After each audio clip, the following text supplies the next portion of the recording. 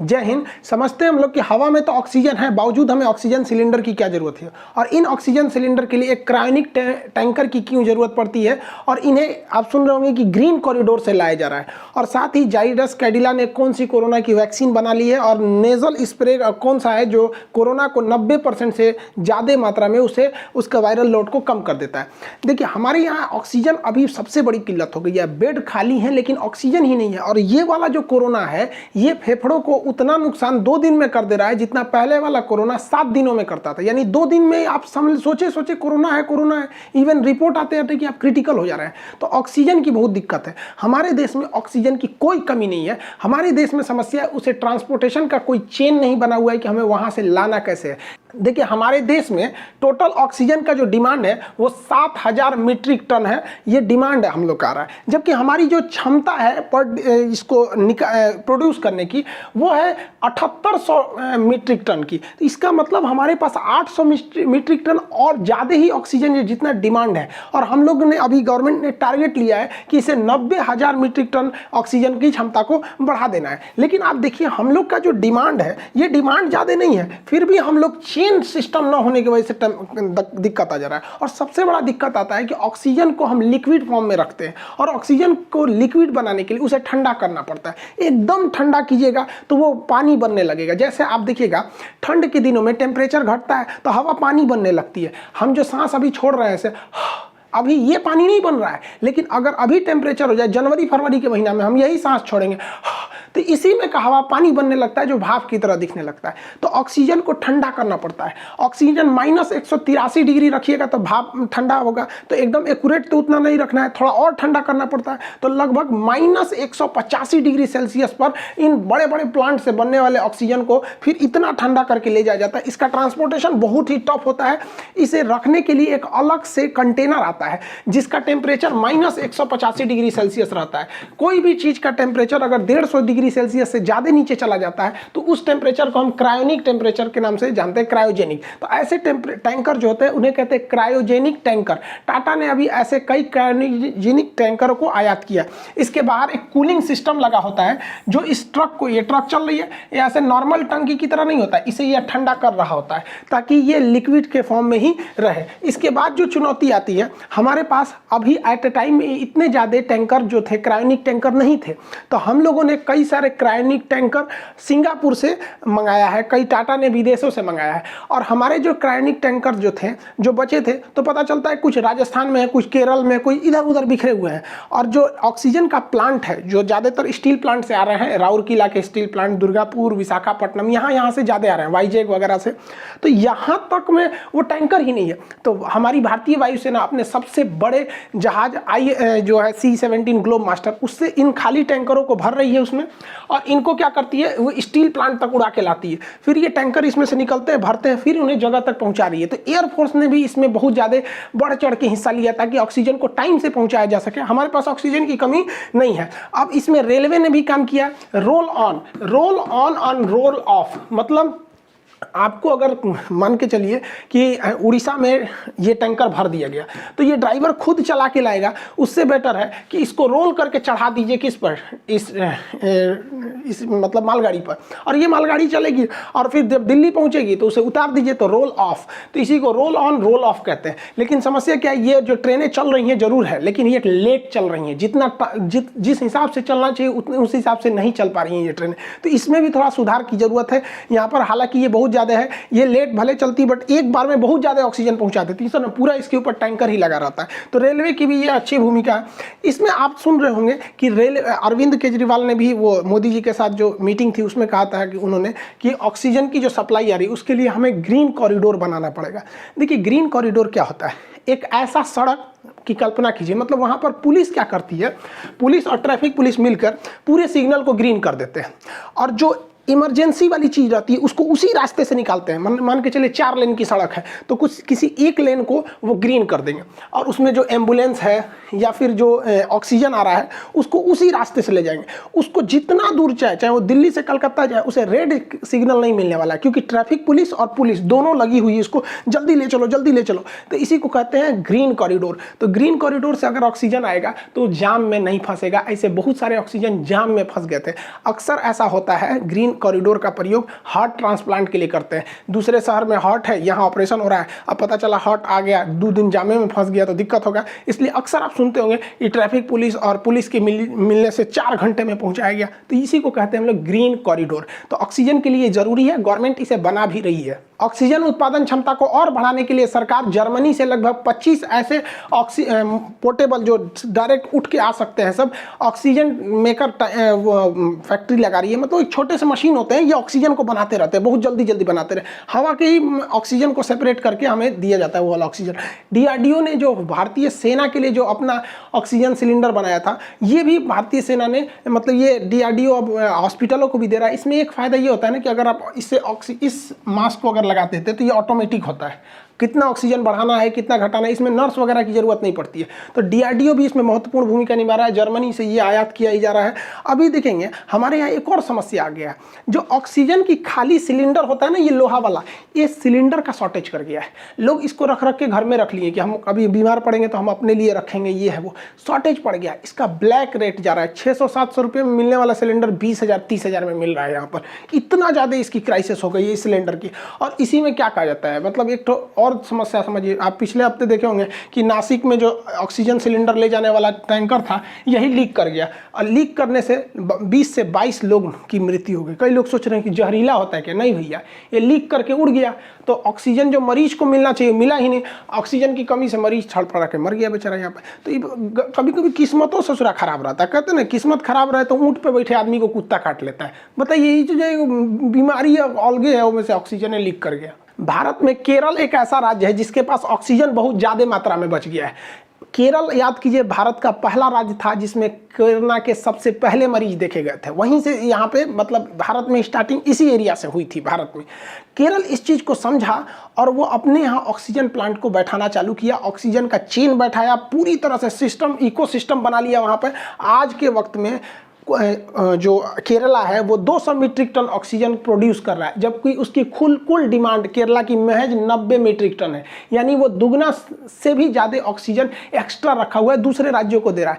Even उसने अपनी hospital सुविधा को बढ़ाया, उसके पास जितनी ज़रूरत है उससे 9 गुना ज़्यादा आईसीयू बेड है, जितना ज़रूरत है उससे 9 गुना ज़्यादा वेंटिलेटर है। तो इस मामले में केरल आगे है। जानते हैं क्यों? क्योंकि केरल की साक्षरता दर ज़्यादा है, वहाँ लोग एजुकेटेड ज़्यादा है। यही फ़ायदा होता है एजुकेशन का। और एजुकेशन नहीं रहेगा ना तो उल्टा सीधे चीज़ों में हम लोग उलझ के रह जाएंगे। उत्तर प्रदेश में देखेंगे, नोएडा में एक ऑक्सीजन प्लांट लगा हुआ है, बट उसको पर्यावरण विभाग से एनओसी नहीं मिला है, नो ऑब्जेक्शन सर्टिफिकेट। अरे यार, पर्यावरण वालों को भी समझ में नहीं आता, यहाँ आदमी मर रहा है तुमको वहाँ एनओसी भागा जा रहा है। यहाँ पे गवर्नमेंट को भी देखना चाहिए, जो प्लांट एनओसी से अटके हुए हैं उनको फाइनल कराए।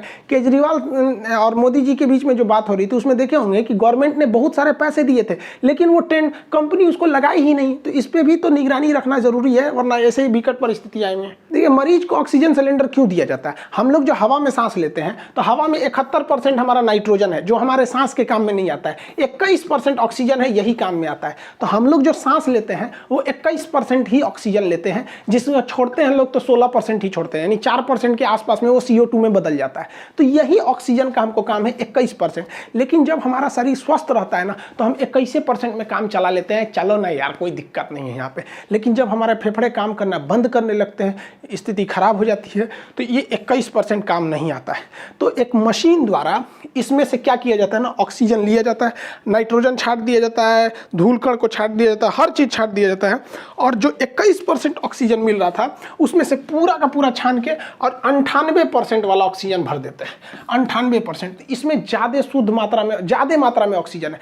अब वही हवा में, खुले हवा में सांस ले रहे हैं तो कितना, 21% के आसपास में ऑक्सीजन जाएगा आपका, और वही ऑक्सीजन सिलेंडर में सांस लेंगे तो 98% जाएगा। तो सोचिए, ये एक ऐसे समझिए, इस चाय में कम चीनी मिली है, इस चाय में ज़्यादा चीनी मिली है, इस तरह से आप समझिए यहाँ पे। तो ये क्या है कि पेशेंट मरीज भी है ना तो उसको 98% मिल रहा है तो काम चल जाता है उसका।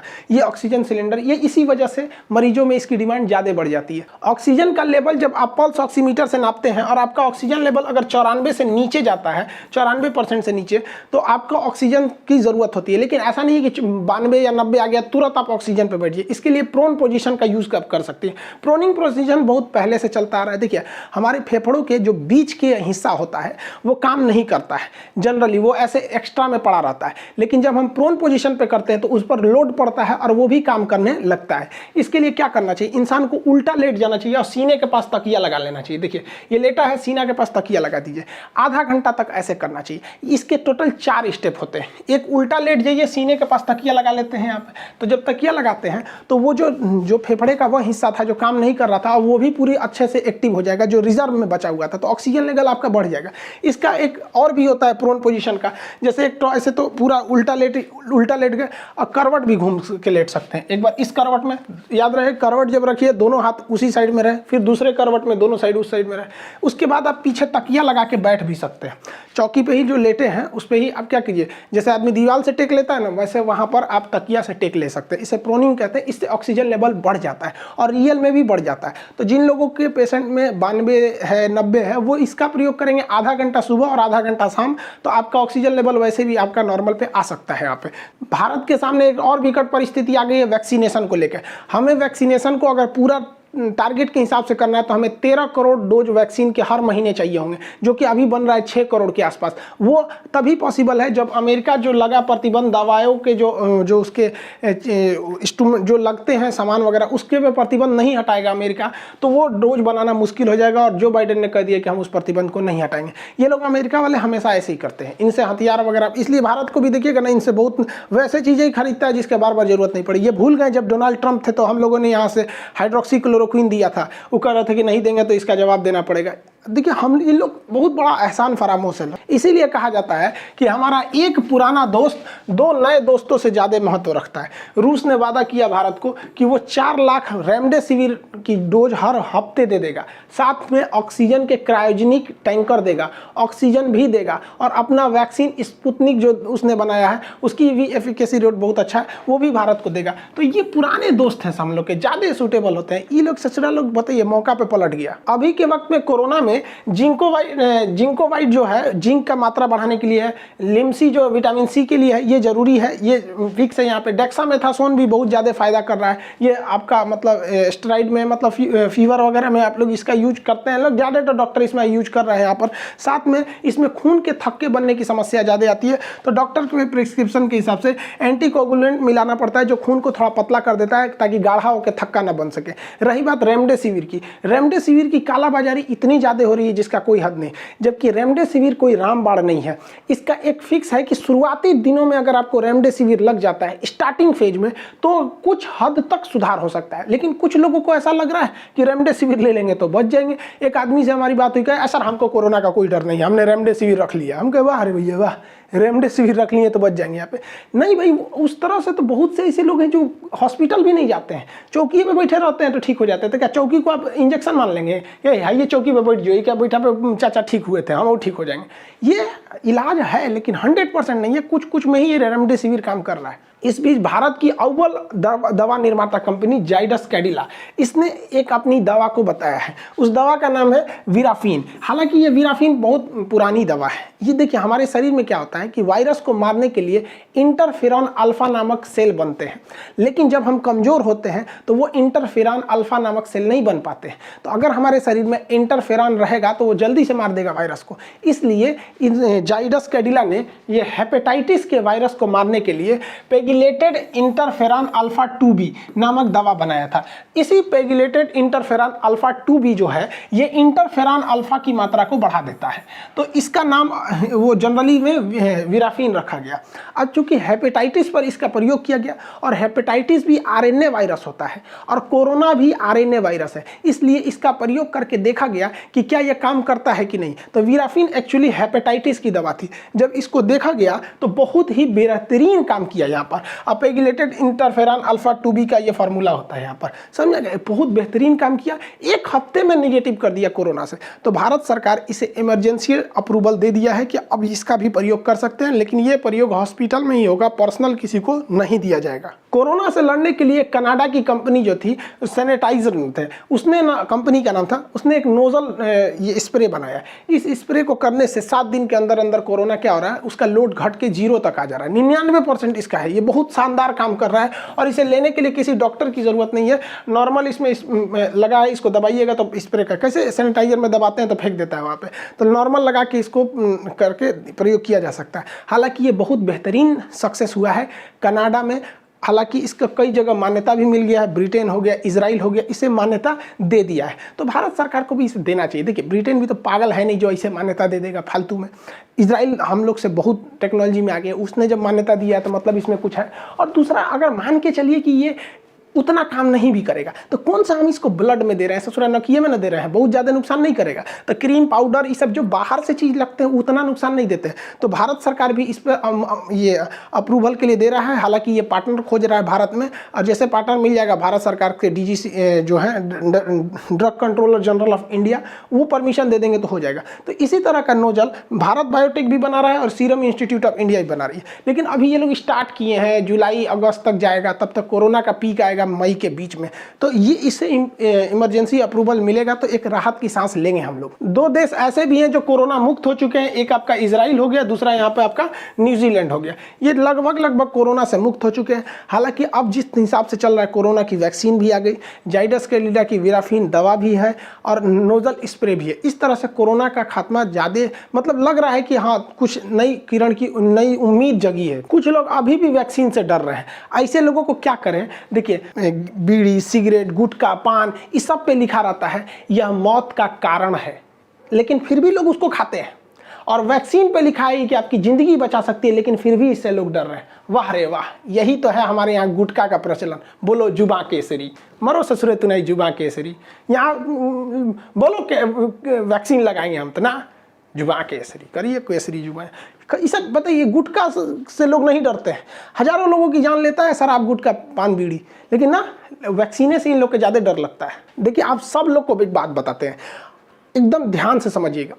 15 मई तक, 15 से 20 मई मान के चलिए, 20 मई तक अगर आप अपने आप को कोरोना से बचा लेते हैं तो आपके बचने की संभावना बहुत ज़्यादा हो जाती है, क्योंकि गवर्नमेंट हर उस सिस्टम को अब ठीक कर रही है। लेकिन इस सिस्टम को ठीक करने में 15 से 20 दिन का समय लगेगा। और अगर अभी आप जाके हॉस्पिटल में एडमिट होते हैं ना, तो ना ऑक्सीजन मिलेगा, ना दवाई वाई कुछ ना मिलेगी, सीधे जाएंगे ऊपर यहाँ पे। इसलिए अभी बचने की कोशिश कीजिए, अभी बहुत ज़्यादा रिस्की चल रहा है। 15 से 20 मई तक अगर आप बच गए ना, तो उस समय तक ऑक्सीजन भी अवेलेबल हो जाएगा, हर चीज़ें अवेलेबल हो जाएंगी।